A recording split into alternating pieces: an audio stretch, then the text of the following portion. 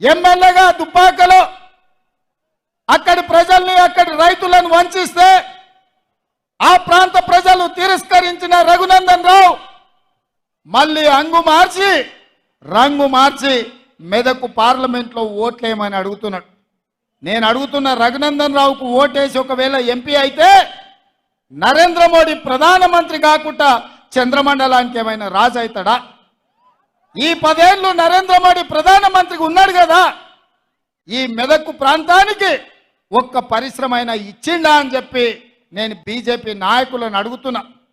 నేను సూటిగా సవాలు విసురుతున్నా. ఈరాల బీజేపీ బీఆర్ఎస్ వాళ్ళకు మా మిత్రుడు చెప్తున్నాడు, పద్మశాలీల మీద జిఎస్టీ తీసుకొచ్చి ఇవాళ చేనేత పరిశ్రమను కుప్పగూల్చిండు, చిన్న పరిశ్రమలు అన్ని కూడా మూతపడ్డాయని చెప్పి ఇక్కడ ఒక నిరుద్యోగ యువకుడు చెప్తున్నాడు.